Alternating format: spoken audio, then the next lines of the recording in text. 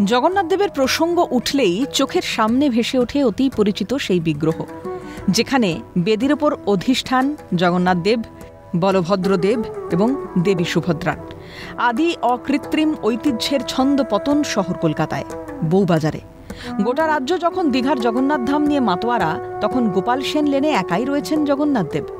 1900 সালে কলকাতায় পূজিত এই একাকী জগন্নাথ। বউবাজারের 125 বছরের ঐতিহ্যবাহী এই মন্দিরকে কলকাতা পুরসভা দিয়েছে গ্রেড 1 হেরিটেজের স্বীকৃতি।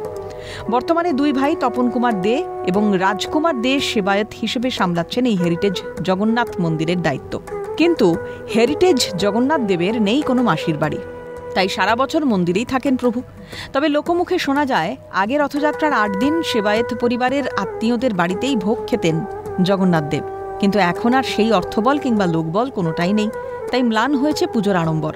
বর্তমান সেবায়েত তপন কুমার দের বাবা তুলসীদাস দের সময় থেকেই তাই মন্দিরেই হয় উৎসবের আয়োজন। বিগত 35 বছর ধরে এভাবেই ভক্তরা ভগবানের কাছে ছুটে যান, করেন ভোগ নিবেদন।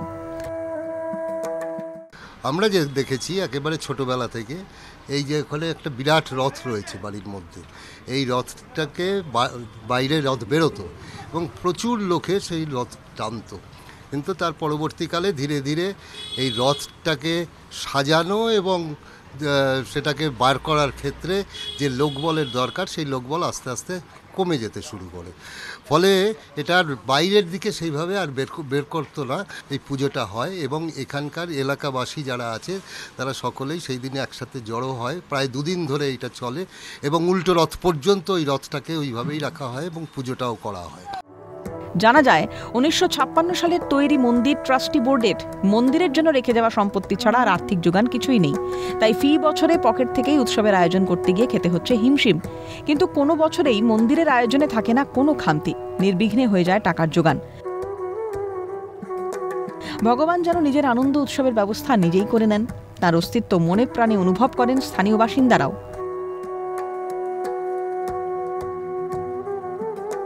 সেই ধুমধাম করে যে বিরাট কিছু ব্যবস্থা করা, সেই ব্যবস্থাপনার দিক থেকে কিছুটা ঘাটতি থেকে যাচ্ছে। কিন্তু তার মধ্যেও যারা এই ট্রাস্টি, যারা এটা চালায় আর কি, যারা পালাদার বা ট্রাস্টি যারা, তারা কিন্তু তাদের যথাসাধ্য চেষ্টা করে। তবে হেরিটেজ মন্দিরের একাকী জগন্নাথ দেবের সঙ্গে গভীর যোগ রয়েছে নীলাচলের। কোনো এক বছর পুরীর জগন্নাথ দেবের নবকলেবরের সময় জগন্নাথ দেবের পুরনো বিগ্রহের নিমকাঠ এনেই এই মূর্তি তৈরি করা হয়।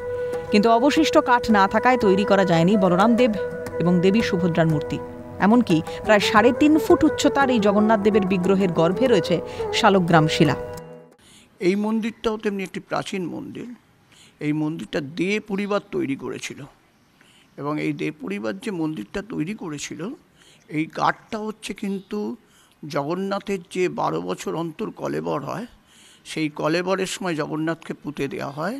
সেই জগন্নাথের যে দারুব্রহ্ম কাঠ, সেই কাঠ দিয়ে তৈরি। এটা যেটা শুনেছি যে কাঠে, পুরীতে যে কাঠে জগন্নাথ দেবের মূর্তি তৈরি হয়েছে, সেই কাঠ দিয়েই তার অবশিষ্টাংশ দিয়ে এই জগন্নাথ দেব তৈরি হয়েছিল। কিন্তু সেই কাঠ দিয়ে সুভদ্রা বলরামকে তৈরি করার মতো কাঠের অবশিষ্ট ছিল না। প্রাচীনত্বের ভারে ঝুঁকে পড়া বিরাট এই মন্দিরে আজও হয় জগন্নাথ দেবের নিত্য পুজো। মলিন বিগ্রহের সামনে করা হয় ভোগ নিবেদন।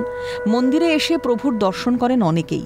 তবে বাসিন্দাদের মনে হেরিটেজ জগন্নাথ দেবকে নিয়ে ঠিক যতটা আগ্রহ রয়েছে, তেমনই কৌতূহল দীঘার জগন্নাথ ধাম নিয়েও। বাসিন্দাদের মতে ঘরের ঠাকুর জগন্নাথ দেবের নতুন ঠিকানা দীঘার জগন্নাথ ধাম। তিনি এইভাবেই পূজিত হয়ে আসছেন প্রায় 125 বছর ধরে, যেখানে কিন্তু এইভাবে পূজিত হন জগন্নাথ দেব। শুধু তাই নয়, তিনি কিন্তু ভোগ খেতে মাসি বাড়িতেও যান না, এবং রথযাত্রা তার কিন্তু এইখানেই হয়, এবং সেই রথযাত্রা এখানেই শুরু হয় এবং এখানেই শেষ হয়। অর্থাৎ প্রাচীন শতাব্দী এই মন্দির দীর্ঘদিন ধরে অবস্থিত রয়েছে। অনেকেই জানেন না যে বউবাজারের কাছে কিন্তু এই ধরনের একটা মন্দির রয়েছে। ক্যামেরা সোনাইয়ের সঙ্গে খালিদ জামাল, ক্যালকাটা নিউজ, কলকাতা।